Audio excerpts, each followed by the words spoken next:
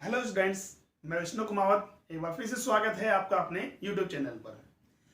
आज हम पढ़ेंगे वे ऑप्टिक्स का लेक्चर 7th और इस 7th लेक्चर में हम डिस्कस करेंगे पोलराइजेशन ऑफ लाइट। ठीक है, तो देखिए हम बात करते हैं पोलराइजेशन होता क्या है। तो इसकी हम पहले डेफिनेशन देखें। तो इसकी डेफिनेशन होती है the phenomenon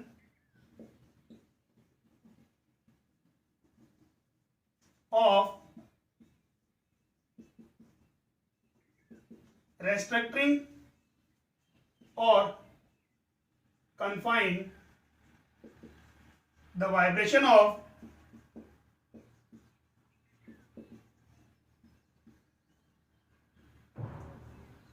light waves perpendicular to direction of propagation in one direction only। ठीक है, यहां याद रखें one direction only. That means हम बात करें कि लाइट जो हमारे पास है उसके जो वाइब्रेशंस हैं उन वाइब्रेशन को प्रोपेगेशन के परपेंडिकुलर एक फिक्स डायरेक्शन में कंफाइन कर दें या रेस्ट्रिक्ट कर दें, तो ये फेनोमेनन हमारे पास क्या होता है, पोलराइजेशन ऑफ लाइट। इसको हम शॉर्ट में मुझे देखें तो शॉर्ट डेफिनेशन की क्या बनती है, the phenomenon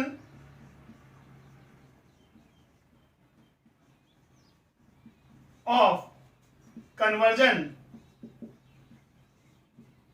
of unpolarized light into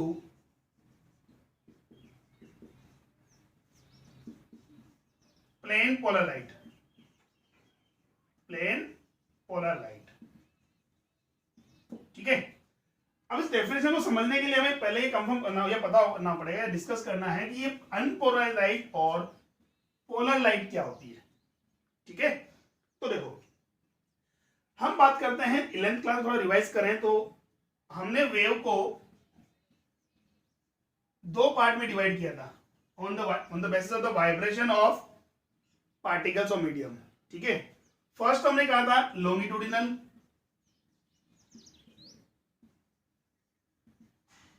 और सेकेंड वेव जो हमारे पास थी वो थी ट्रांसवर्स।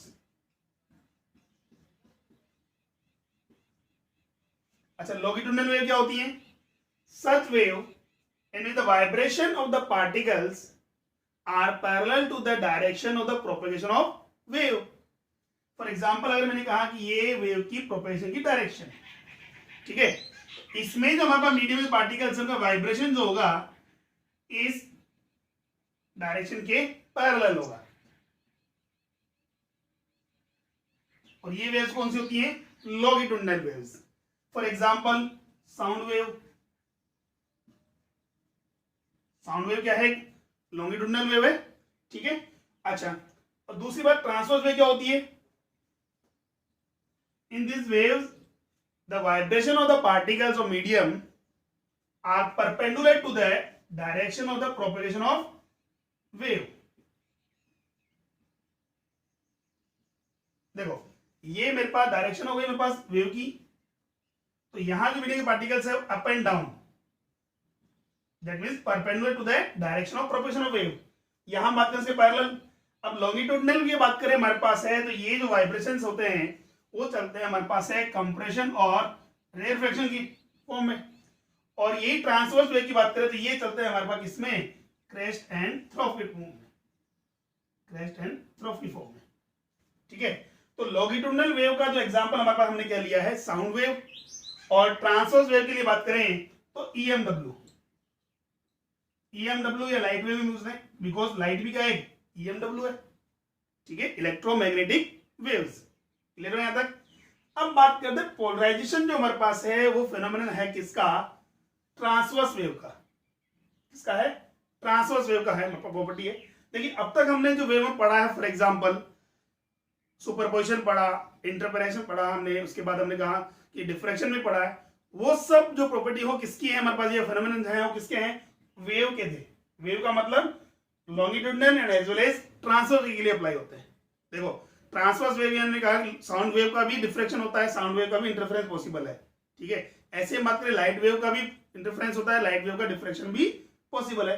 बट हम बात करें पोलराइजेशन जो है हमारे पास, वो पोलराइजेशन केवल किसका फिनोमेना है, वो है ट्रांसवर्स वेव का।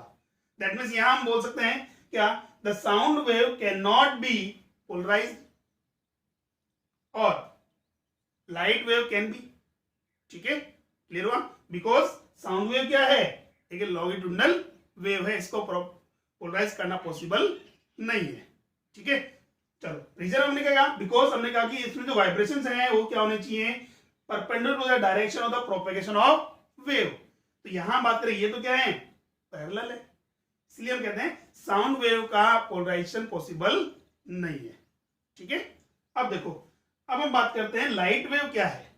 तो देखो, तब हमें ये समझ में आएगा कि इसकी डेफिनेशन क्या होती है।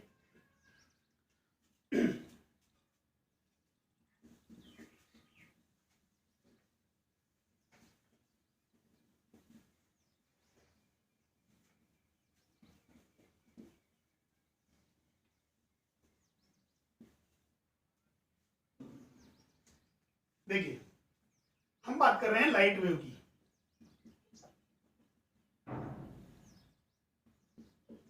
तो लाइट वेव फर्स्ट हम बात करते हैं, लाइट वेव क्या है हमारे पास, एक EMW है, इलेक्ट्रोमैग्नेटिक वेव्स है।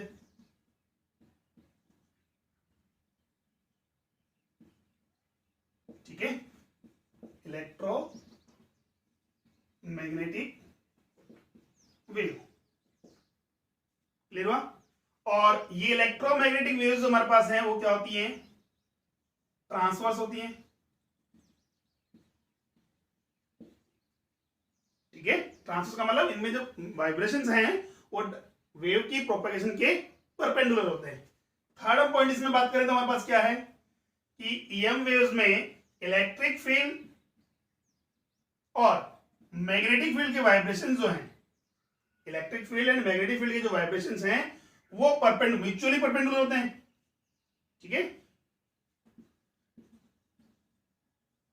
म्यूचुअली क्या होते हैं, परपेंडिकुलर होते हैं, and also be perpendicular to the direction of the propagation of light, direction of propagation of light। ठीक है, देखो जैसा कि हमने ऑलरेडी पढ़ा है EMW के लिए, एक बार फिर हम डिस्कस कर लेते हैं।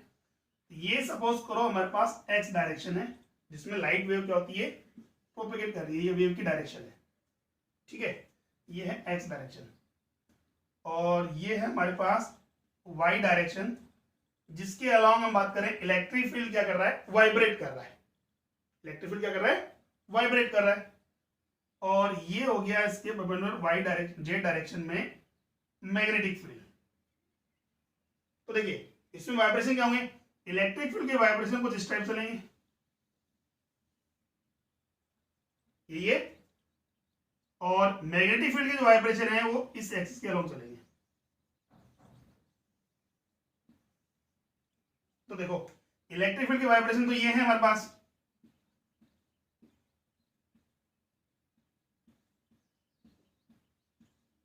और मैग्नेटिक फील्ड के वाइब्रेशन होंगे इस प्लेन में।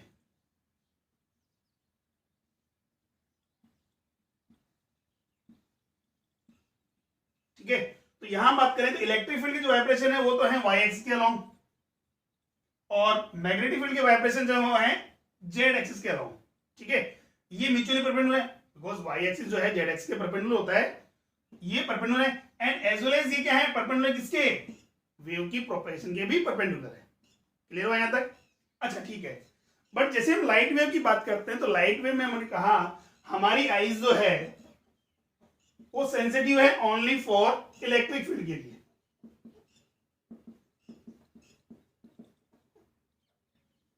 इसके लिए इलेक्ट्रिक फील्ड के लिए, मैग्नेटिक फील्ड के लिए सेंसिटिव नहीं है। तो यहां हम जब भी लाइट वेव की बात करेंगे तो वहां हम मैग्नेटिक फील्ड को इग्नोर करते हुए केवल किसको कंसीडर करेंगे, इलेक्ट्रिक फील्ड को कंसीडर करेंगे। ठीक है, दोबारा फिर बात करते हैं, EMWs में इलेक्ट्रिक फील्ड और मैग्नेटिक फील्ड के जो वाइब्रेशंस हैं वो म्यूचुअली परपेंडिकुलर होते हैं, एंड आल्सो भी perpendicular to the direction of the propagation of wave या लाइट। ठीक है, अब बट हमने कहा कि हमारी जो आईज है वो क्या है, ओनली इलेक्ट्रिक फील्ड के लिए क्या है, सेंसिटिव है, मैग्नेटिक फील्ड के लिए नहीं है। इसीलिए हम जब भी लाइट वेव की बात करेंगे तो वहां हम मैग्नेटिक फील्ड को इग्नोर कर सकते हैं, केवल किसको कंसिडर करेंगे, इलेक्ट्रिक फील्ड को कंसिडर करेंगे। क्लियर हुआ, या इलेक्ट्रिक फील्ड के वाइब्रेशन को कंसिडर करेंगे। इसीलिए इस फील्ड को हम लाइट फील्ड भी कहते हैं। ठीक, अब देखो जैसे कि हमने कहा कि अभी हमें मैग्नेटिक फील्ड को क्या करना है, इग्नोर करना है, हम केवल किसको कंसिडर करेंगे, इलेक्ट्रिक फील्ड को कंसिडर करेंगे। तो हमें क्या होता है, लाइट में जो बातें सपोज करो ये प्रोपेगेशन की डायरेक्शन है, ठीक है। इसमें हम बात करें इलेक्ट्रिक फील्ड के जो वाइब्रेशन होंगे वो इसके क्या होंगे, परपेंडिकुलर होंगे। अब परपेंडिकुलर वो किसी प्लेन में होंगे। अगर मैंने इसको एक्स कंसिडर किया है, ये वेव की डायरेक्शन है मेरे पास क्या है, एक्स कंसिडर किया है, तो इलेक्ट्रिक फील्ड के जो वाइब्रेशंस हैं वो एक्स डायरेक्शन की क्या होनी चाहिए, परपेंडिकुलर। अब एक्स डायरेक्शन के परपेंडिकुलर किसी प्लेन में है। अब किसी प्लेन में, इसका मतलब मैं इसको क्या कंसिडर कर सकता हूं, वाईजेड प्लेन कह सकते हैं सामने भाई, एक्स एक्स के क्या परपेंडिकुलर क्या है, वाईजेड प्लेन होगा। अब इसमें जो इलेक्ट्रिक फील्ड के वाइब्रेशन होंगे वो इस डायरेक्शन में पॉसिबल है, इस डायरेक्शन में भी हो सकते हैं, इसमें भी पॉसिबल है, ऐसा भी हो सकता है और ये ऐसा भी हो सकता है। ठीक है, ये सब है इलेक्ट्रिक फील्ड के वाइब्रेशन है। अभी हमने क्या किया है, मैग्नेटिक फील्ड को इग्नोर किया है, हम केवल इलेक्ट्रिक फील्ड को कंसीडर कर रहे हैं। तो इलेक्ट्रिक फील्ड के जो वाइब्रेशंस हैं वो वेव की प्रोपेगेशन डायरेक्शन की क्या है, परपेंडिकुलर है in all possible direction, in all possible direction, but है तो परपेंडिकुलर। ठीक है, इसमें ऑल पॉसिबल डायरेक्शन में। क्लियर हुआ यहां तक। इस लाइट को हम कहते हैं ऑर्डिनरी और अनपोलराइज्ड लाइट। ठीक है, ऑर्डिनरी और अनपोलराइज्ड लाइट, और सेकंड इसे बोल सकते हैं हम सनलाइट। भाई किसी भी सोर्स ऑफ लाइट से सोर्स ऑफ लाइट की बात करें हमारे पास, तो वहां से जो लाइट एमिट होती है या ईएमडब्ल्यू हमारे पास आती है, वो ईएमडब्ल्यू या लाइट जो वेव है उसकी बात करें, वो हमारे पास किस में होती है, ऑर्डिनरी फॉर्म में होती है। दैट मीन्स उसमें इलेक्ट्रिक फील्ड के जो वाइब्रेशंस हैं, इलेक्ट्रिक फील्ड के जो वाइब्रेशंस हैं, वो वाइब्रेशंस क्या हैं, वेव की प्रोपेगेशन के परपेंडिकुलर हैं इन ऑल पॉसिबल डायरेक्शन। अब बात यह आ रही सर ये ऑल पॉसिबल डायरेक्शन में मैग्नेटिक फील्ड किधर जाएगा, तो देखिए इसके लिए हम एग्जांपल ले सकते हैं। सपोज करो मेरे पास ये क्या है, वेव की प्रोपेगेशन की डायरेक्शन है। ठीक है, एक्स एक्सिस का मैंने इसको कंसीडर किया है। ये मेरे पास इलेक्ट्रिक फील्ड के वाइब्रेशंस हो गए। ठीक है, जो इसके परपेंडिकुलर है। सेकंड, तो मैग्नेटिक फील्ड के जो वाइब्रेशन होंगे वो क्या होंगे, इसके भी परपेंडिकुलर होंगे इस फॉर्म में। ठीक है, अब बात यह कोई जरूरी है कि मेरे पास इसी के हो, मैं इसको थोड़ा सा चेंजेस करूं तो ये वाइब्रेशन ऐसे तो पॉसिबल है। देखो अभी भी परपेंडिकुलर है, दोनों मार्कर्स की बात करें तो वो अभी भी क्या है, परपेंडिकुलर। ये भी परपेंडिकुलर है, ये भी परपेंडिकुलर है, ये भी परपेंडिकुलर चल रहे हैं। वो तो हमने एक एग्जांपल लिया था क्या कि भाई अगर इलेक्ट्रिक फील्ड के वाइब्रेशन क्या है, वाई एक्सिस के अलग होंगे, तो मैग्नेटिक फील्ड के वाइब्रेशन क्या होंगे, जेड एक्सिस के अलग होंगे। बट हमने कहा वो डायरेक्शन क्या है, वो कोई भी हो सकती है हमारे पास, ये भी है, पर हाँ कंडीशन ये है कि क्या आनी चाहिए, must be perpendicular the direction of the propagation of light. ठीक है, तो यहां हम क्या कर रहे हैं, इसमें अब मैग्नेटिक फील्ड को इग्नोर कर रहे हैं, केवल इलेक्ट्रिक फील्ड को ऑब्जर्व कर रहे हैं। ठीक है, अब इलेक्ट्रिक फील्ड के वाइब्रेशन ये हैं, ये भी तो पॉसिबल है, ये भी पॉसिबल है, ये भी पॉसिबल है। ठीक है, ऑल पॉसिबल डायरेक्शन में परपेंडिकुलर है हमारे पास। ठीक है, ये जो वेव होगी वो कौन सी होगी, ऑर्डिनरी वेव। जब भी हमारे पास इस टाइप का डायग्राम दिखेगा, इसका मतलब वो कौन सी लाइट होगी, ordinary light, otherwise unpolarised light. ठीक है, अब देखो इसी लाइट को अगर आप एक्स एक्सिस के अलोंग ऑब्जर्व करते हो, ये आई का साइन है हमारे पास, इसको ऑब्जर्व करते हो तो कैसा दिखेगा आपको, तो ये हमें लाइट कुछ इस टाइप से दिखेगी।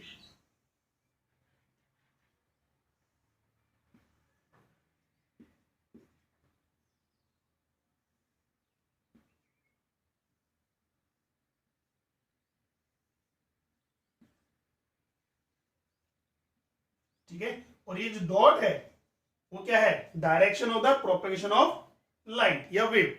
ठीक है, जो इस प्लेन के परपेंडिकुलर आउटवर्ड और इनवर्ड की डायरेक्शन है, या तो आउटवर्ड हो सकती है या अदरवाइज इनवर्ड होगी। क्लियर हुआ। और ये सब क्या है, इलेक्ट्रिक फील्ड के वाइब्रेशंस हैं। तो ये इस टाइप का जब भी डायग्राम हमें देखेंगे तो वो कौन सी लाइट होगी? Unpolarised light, otherwise ordinary light. Clear हो यहां तक? अब देखो इन इलेक्ट्रिक फील्ड की जो वाइब्रेशंस हैं वो ऑल पॉसिबल डायरेक्शन में है। अब मैं किसी मेथड से बात करें या किसी प्रोसेस से इन सब वाइब्रेशंस को डिस्ट्रक्टिंग कर दूं, अदरवाइज कंफाइंड कर दूं, किसमें? एक सिंगल डायरेक्शन में। बट कंडीशन क्या है? Must be perpendicular to the direction of propagation of wave. ठीक है, तो ये हमारे पास जो है वो इस टाइप से कन्वर्ट हो जाएगा। या इसका एक एग्जांपल हम और ले लें तो देखो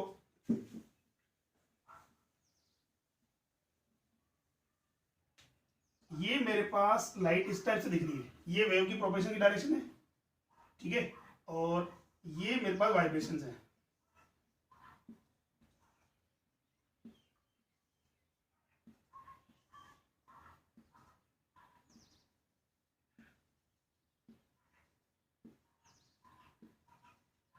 ठीक है, एक तो है अप एंड डाउन। ठीक है, एक हमारे पास है डॉट का मतलब है डॉट क्रॉस, यहां हम इसको ऐसे भी कर सकते हैं, डॉट एंड क्रॉस।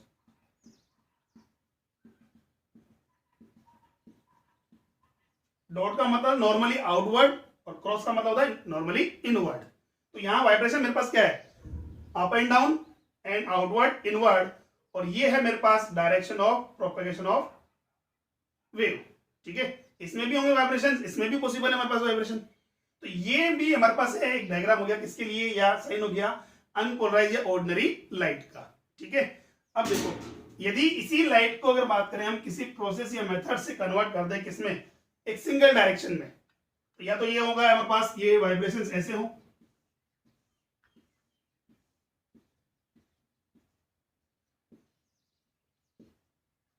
ठीक है, अदरवाइज ये वाइब्रेशंस ऐसे हो,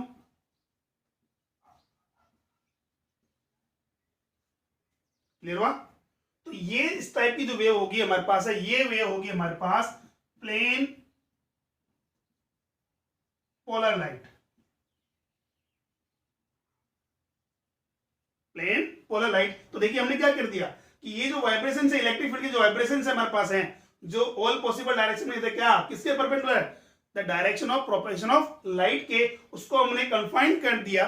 ठीक है, या रेस्ट्रिक्ट कर दिया हमारे पास किसमें? एक सिंगल डायरेक्शन में। तो यहां तो पहले बार कौन सी लाइट थी? वो अनपोलराइज लाइट थी। अब वो कन्वर्ट हो गई किसमें? पोलर लाइट में। तो ये फेनोमेनन ही क्या होता है हमारे पास? पोलराइजेशन। अब समझ आ गई definition? The phenomenon of converting confined or restricting vibration of the light wave perpendicular to the direction of the propagation of wave in a direction only, in a fixed direction only, that's called polarization of light. उसको short में बोलें the process या phenomenon of the process of conversion of unpolarized light into polar light. Clear हुआ? अच्छा देखिए, ये जरूरी नहीं है मेरे पास up and down and outward inward ही वाइब्रेशन हो। ये वाइब्रेशन मेरे पास ऐसे भी पॉसिबल है, इंक्लाइन में भी हो सकता है। बट हाँ, कंडीशन क्या है कि ये फिक्स डायरेक्शन में हो।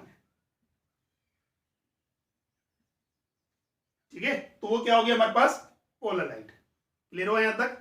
चलो अब डेफिनेशन समझ में आ गई। नेक्स्ट अब हम डिस्कस करते हैं इसमें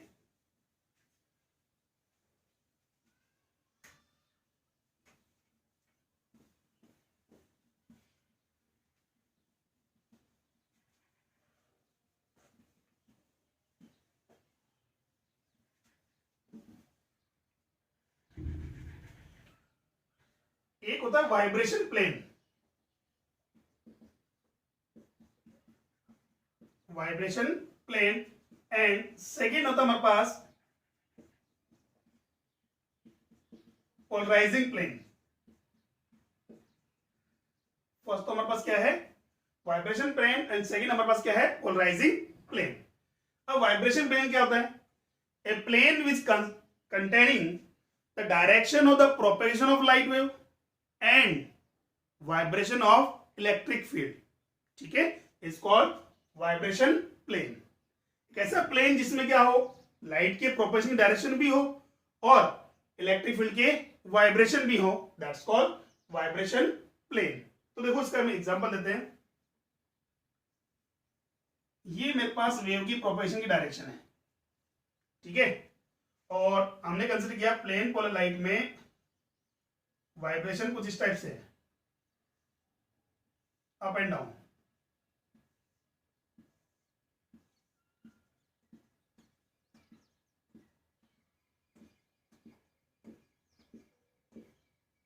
ठीक है, तो ये जो प्लेन होगा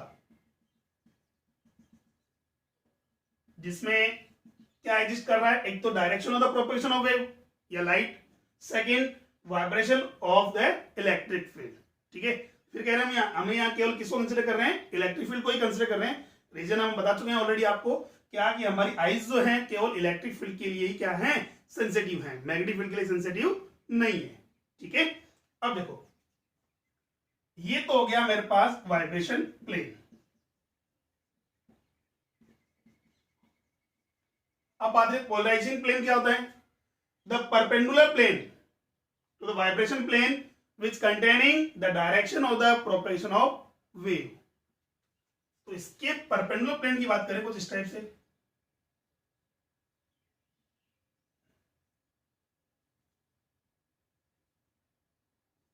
ये परपेंडुलर प्लेन होगा। तो ये हमारे पास हो गया क्या, पोलराइज प्लेन। ठीक है, जिसमें वेव के प्रोपगेशन डायरेक्शन तो है बट वाइब्रेशन के हमारे पास डायरेक्शन नहीं है, ये वाइब्रेशन उसमें एग्जिस्ट नहीं करते। या ये कहते हैं पोलराइज प्लेन क्या होता है, परपेंडिकुलर होता है किसके, वाइब्रेशन प्लेन के। क्लियर हो यहां तक? अच्छा ठीक है, अभी लास्ट पॉइंट में हमने क्या डिस्कस किया था, द पोलराइजेशन क्या होता है, हमारा फेनोमेनन होता है किसको रेस्ट्रिक्टिंग करना, किसके वाइब्रेशंस को, इलेक्ट्रिक फील्ड के वाइब्रेशन को, किसमें, एक फिक्स डायरेक्शन में या एक सिंगल डायरेक्शन में perpendicular to the direction of the propagation of light के। ठीक है, अब ये जो हमारे पास है ये पोलराइजेशन जो होगा वो हमारी आईज तो पॉसिबल कर नहीं सकती है सर। ठीक है, इसके लिए हम क्या करते हैं, कुछ डिवाइस यूज करते हैं।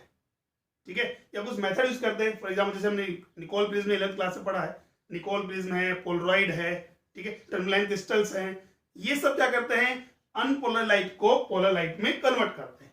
ठीक है, तो हम बात करें किस मेथड से हम क्या कर सकते हैं, पोलराइज को या अनपोलराइज लाइट को पोलराइज लाइट में कन्वर्ट कर सकते हैं। तो देखिए वो हम डिस्कस करते हैं, method of polarisation.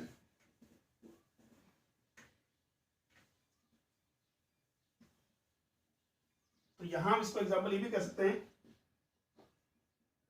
Types of polarisation. कितने टाइप्स हम अनपोलराइज लाइट को पोलर लाइट में कन्वर्ट करते हैं। इसका फर्स्ट जो हमारे पास है वो है बाय रिफ्लेक्शन। ठीक है, सेकेंड हमारे पास है बाय रिफ्रैक्शन। ठीक है, थर्ड हम बात करेंगे बाय स्कैटरिंग, और फोर्थ हम डिस्कस करेंगे इसमें बाय पोलरॉइड। Bye Polaroid. ठीक है, तो आज हम डिस्कस कर रहे हैं, सबसे पहले हम लेते हैं क्या, बाय रिफ्लेक्शन की। तो रिफ्लेक्शन से अनपोलर लाइट या ऑर्डिनरी लाइट वेव को हम पोलर लाइट वेव में कैसे कन्वर्ट करते हैं। देखो एक साइंटिस्ट था ब्रूस्टर। अब ब्रूस्टर साइंटिस्ट क्या करते हैं, ये ऐसे कहते हैं कि जब भी कोई ऑर्डिनरी वेव या अनपोलर लाइट, ठीक है, जैसा कि हमने पहले डिस्कस किया था, ऑर्डिनरी क्या होती है, जिनमें इलेक्ट्रिक फील्ड के वाइब्रेशन जो है लाइट वेव के प्रोपगेशन के परपेंडिकुलर ऑल पॉसिबल डायरेक्शन में हो। ठीक है, तो जब भी कोई अनपोलर लाइट या ऑर्डिनरी लाइट वेव जो है किसी ट्रांसपेरेंट मीडियम, ये क्या है मेरे पास, ट्रांसपेरेंट मीडियम, ट्रांसपेरेंट मीडियम। अब ट्रांसपेरेंट मीडियम में मैं ले सकता हूं, एग्जांपल हमने किया वाटर, ग्लास एटसेट्रा। ठीक है, कुछ भी हो सकता है हमारे पास, ट्रांसपेरेंट मीडियम पर इंसिडेंट कराते हैं। तो ये हमने लाइट वेव पर इंसिडेंट कराया। ठीक है, अच्छा ये कौन सी है, ऑर्डिनरी है, दैट मीन्स इसका साइन कुछ टाइप से होगा।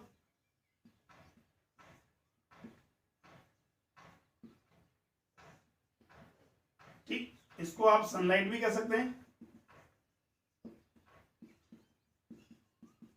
अनपोलराइज भी कह सकते हैं, और ऑर्डिनरी लाइट भी कह सकते हैं,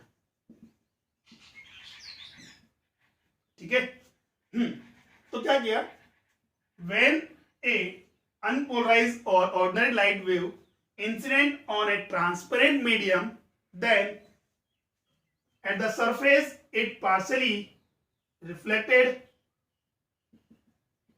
and partially refracted. Some part of the incident wave refract and remaining part of the refract, ठीक है। इसका कुछ पार्ट तो क्या हो जाएगा, रिफ्लेक्ट हो जाएगा, और कुछ क्या हो जाएगा, रिफ्लेक्ट हो जाएगा। ये तो है हमारे पास है रिफ्लेक्टेड, और ये है हमारे पास रिफ्रैक्टेड। क्लियर हुआ ना। अब उन्होंने क्या कहा कि the reflected light wave is partially polarised. यहां तो हमारे पास इस टाइप से मिलेगा,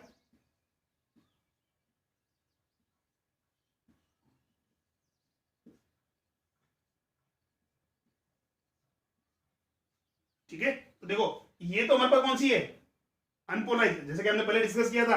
इसमें इलेक्ट्रिक फील्ड के वाइब्रेशंस क्या हैं, लाइट प्रोपोगेशन के परपेंडिकुलर लेफ्ट राइट हम कह सकते हैं, और up and outward and inward भी है, ठीक है। यहां जबकि हम बात करें तो इलेक्ट्रिक फील्ड के जो वाइब्रेशंस केवल आउटवर्ड और इनवर्ड है, एक सिंगल डायरेक्शन में हमारे पास है।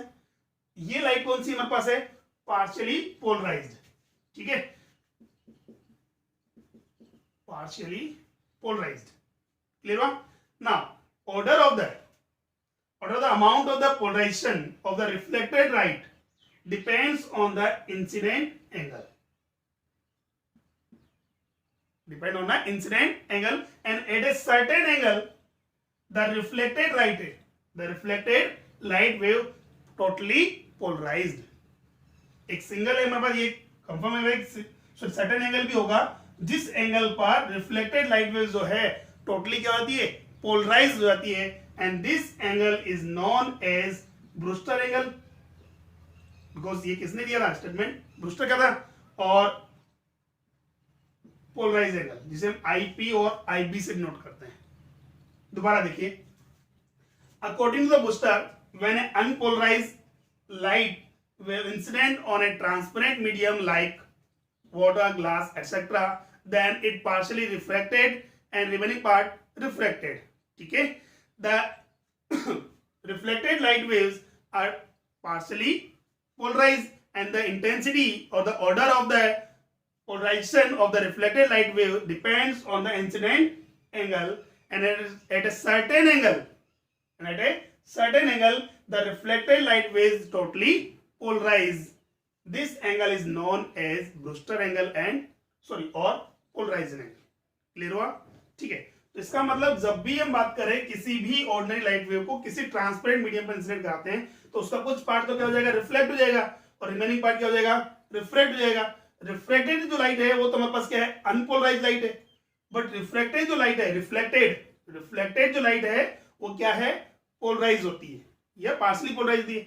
अब कितनी पोलराइज होगी वो डिपेंड करता है किस पर, इंसिडेंट एंगल पर। एक फिक्स एंगल ऐसा होगा जिस एंगल पर रिफ्लेक्टेड लाइट क्या है, टोटली पोलराइज होगी, उस एंगल को हमने क्या कह दिया, ब्रूस्टर एंगल और पोलराइजेशन एंगल। क्लियर हुआ। अच्छा ठीक है, इसका मतलब ब्रूस्टर ने ये कहा कि ये जो अमाउंट ऑफ पोलराइजेशन का हमारे पास है रिफ्लेक्टेड वेव का, वो डिपेंड करता है मीडियम के नेचर पर। ठीक है, मीडियम कैसा है, ये तो कंफर्म है ट्रांसपेरेंट होगा, पर किस नेचर का मीडियम, मेरे ग्लास है, वाटर है, अलग अलग मीडियम के लिए हमारे पास एंगल भी क्या होगा, डिफरेंट होगा। तो उन्होंने एक लॉ दिया, क्या, the tangent of the incident या Brewster angle, tangent of the Brewster angle is equal to the refractive index of transparent medium. ठीक है, tangent of the Brewster angle is that equal to the refractive index of transparent medium. Clear हुआ। इसका refractive index कितना consider किया हमने, mu consider किया। ये तो हमारे पास एयर है, एयर का 1 है, इसका हमने क्या किया है, म्यू कंसीडर किया। क्लियर हुआ यहां तक। अच्छा ठीक है, ई का हमारे पास ब्रूस्टर एंगल का मतलब इस एंगल पर रिफ्लेक्टेड लाइट वेव क्या है, टोटली पोलराइज्ड है। क्लियर हुआ ना। अब देखो आगे, टेन एंगल, इसको अगर मैं बात करूं तो it can be write sine I B upon cos IB would be equal to mu. ठीक है, इक्वेशन नंबर फर्स्ट। अब यहां हम स्नेल्स लॉ अप्लाई करें, तो स्नेल्स लॉ की मत करें तो ये तो हो गया म्यू1 मीडियम, ये हो गया म्यू2 मीडियम। यहां हमने माना, सपोज करो कि ये है रिफ्लेक्टेड एंगल कितना R और ये है रिफ्लेक्टेड एंगल कितना R डैश। ठीक है, मैं बात कर रहा हूं कहां पर, at the incident angle would be equal to या is equal to Brewster angle. ठीक है, चलो तो हम बात करते हैं बाय यूजिंग स्नेल्स लॉ। यहां स्नेल्स लॉ अप्लाई करें तो देखिए क्या था Snell's law, mu one sine i would be equal to mu two sine R। ये होगा, तो देखिए म्यू1 का वैल्यू एयर के लिए रिफ्लेक्टिव इंडेक्स कितना है 1, साइन आई इंसिडेंट एंगल कितना है IB के इक्वल। ठीक है, एंड म्यू2 कितना है mu sine R as it is. तो यहां से हम बात करें sine I by sine R कितना हो गया mu, by sine I by sine R कितना हो जाएगा म्यू हो गया। इसे हमने कह दिया इक्वेशन नंबर सेकंड। अब देखो from equation first and second दोनों में कंपैरिजन करते हैं। RHS हमारे पास इक्वल है, that means LHS must be equal, यही हुआ। तो यहां से बात करें from equation first and second, sine IB upon cos IB equal होगा किसके, sine IB upon sine R के। ठीक है, अब देखो ये तो क्या हो गया कैंसिल आउट हो गया, ये तो क्या हो गया कैंसिल आउट हो गया। यहां मैं बात करूं तो क्या हो गया cos IB इक्वल है किसके साइन R के। क्लियर हुआ। अब देखो यहां मेरे पास रिलेशन आ गया cos IB इक्वल है किसके साइन R के। इसको थोड़ा रफ कर लिया से, ये पोर्शन हम यूज करते हैं cos IB equal to sine R। ठीक है, अब ना बात करें cos क्या हो गया हमारे पास साइन 90 माइनस IB। भाई cos IB को क्या राइट कर सकते हैं हम, sine 90 minus IB। Sine 90 minus theta equal to क्या होता है cos थीटा। ठीक है, साइन R। अब दोनों में कंपैरिजन करें तो हमारे पास क्या हो गया 90 minus IB must be equal to R। ठीक है, तो ये मेरे पास क्या हो जाएगा IB plus R equal to 90। अब IB की बात करें तो मेरे पास क्या इंसिडेंट एंगल, अब इंसिडेंट एंगल और रिफ्लेक्शन एंगल तो क्या होता है इक्वल होता है, that means it can be write R dash plus R equal to 90 degree. भाई रिफ्लेक्शन हमने पढ़ा है, रिफ्लेक्शन का लॉ क्या कहता है, the incident angle always be equal to reflected angle. तो यहां से हम बात करें ये एंगल और इस एंगल का सम हमारे पास कितना आ रहा है 90 डिग्री आ रहा है, और ये एक स्ट्रेट लाइन है, दैट मींस रिमेनिंग एंगल ये भी कितना हो गया 90 डिग्री हो गया। ठीक है, तो यहां से क्या क्लियर हुआ, इससे क्लियर हुआ हमारे पास कि reflected at the incident angle of Brewster angle और polarisation angle, the reflected ray and reflected ray are mutually perpendicular. ठीक है, in this case the reflected ray is totally polarised. ठीक है, या तो ये कहते हैं अगर ये परपेंडिकुलर है तो ये पोलराइज्ड होगा, टोटली पोलराइज्ड होगा, अदरवाइज अगर ये टोटली पोलराइज्ड है तो ये क्या होंगे म्यूचुअली परपेंडिकुलर होंगे, और अगर म्यूचुअली परपेंडिकुलर है तो इंसिडेंट एंगल किसके इक्वल होगा ब्रूस्टर एंगल के इक्वल होगा। ठीक है, और इसका टेंजेंट जो है इस मीडियम के या ट्रांसपेरेंट मीडियम के रिफ्लेक्टिव इंडेक्स के इक्वल होगा। क्लियर हुआ यहां तक। ये था हमारे पास पोलराइजेशन बाय रिफ्लेक्शन, ये बहुत इंपॉर्टेंट है बोर्ड के लिए, और इससे न्यूमेरिकल भी बनता है। एक दो एग्जांपल हम करते हैं इसके ऊपर। ठीक है, बात समझ आ गई। चलो आगे चलते हैं, देखो इसके ऊपर कुछ एग्जांपल सोल्व करते हैं।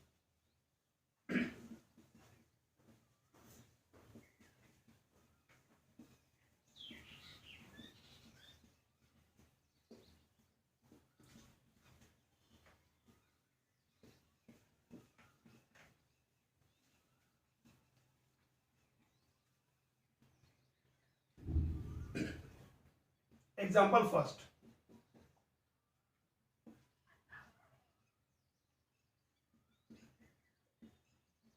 फाइंड आउट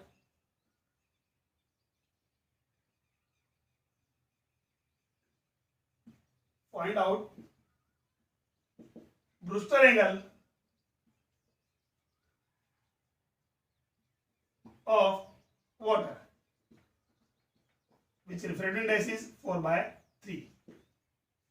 ठीक है, तो कुछ नहीं करना है, डायरेक्ट हमारे पास फॉर्मूला है हमारे पास क्या, because according to the Brewster law the tangent of Brewster angle is equal to the refractive index of that medium. ठीक है, तो यहां से बात करें तो tan IB can be right 4/3 और 4/3 किसका होता है, tan 53 एंगल. क्लियर हुआ? तो यहां मेरे पास कितना हो जाएगा, IB का वैल्यू 53 डिग्री. ठीक, ऐसा तो हमारे पास खाली सिंगल मीडियम की बात हो रही है. यहां अगर हम दो मीडियम एक साथ ले लें, एग्जांपल सेकेंड देखो. अब तक हमने क्या था, लाइट जो है एयर से किसमें आ रही थी, वाटर में या कोई भी मीडियम में. यहां मैं बात कर रहा हूं, अब ये तो है मेरे पास वाटर, सेकंड ये मेरे पास है ग्लास. अब लाइट जो है ये ऑर्डिनरी लाइट वेव की बात कर रहा हूं जो ट्रेवल कर रही है फ्रॉम वाटर टू ग्लास. ठीक है, find out the Brewster angle. अब मुझे पता है कि वाटर के लिए रिफ्रैक्टिव इंडेक्स कितना होता है, म्यू इज इक्वल टू 4/3 और ग्लास के लिए जो रिफ्रैक्टिव इंडेक्स होता है म्यू इज इक्वल टू 3/2. ठीक है, तो यहां में क्या होगा मेरे पास, इसको मैंने μ1 कंसीडर किया, इसको क्या कर दिया μ2. तो ग्लास का मीडियम यानी कि वाटर के रेस्पेक्ट में रिफ्रैक्टिव इंडेक्स क्या होगा, the refractive index of glass with respect to water is defined as μ2/μ1. ठीक है, कितना हो गया ये मेरे पास 3/2 डिवाइड बाय कितना हो जाएगा 4/3, दैट मींस 3/4. तो mu glass with respect to water is defined as 9/8. ठीक है, तो यहां से बात करें, अब यहां ब्रूस्टर लॉ अप्लाई कर दो. tan IB इक्वल टू क्या हो जाएगा, refractive index of glass with respect to water.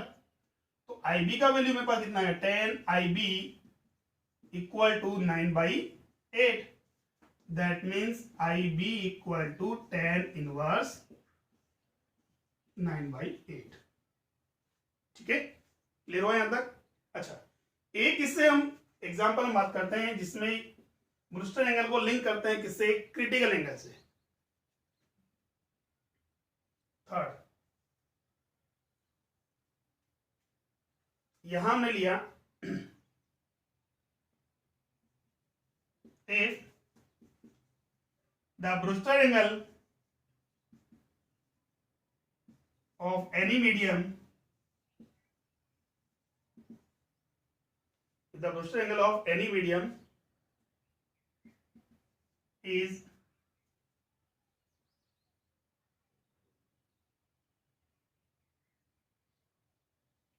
हमने कोई भी एंगल लिया 53 डिग्री, यही मान लो हमने ये कंसिडर किया है. ठीक है, 53 डिग्री. यहां हम बात कर सकते हैं एनी मीडियम की जगह वाटर भी यूज कर सकते हैं. 53 डिग्री, देन कैलकुलेट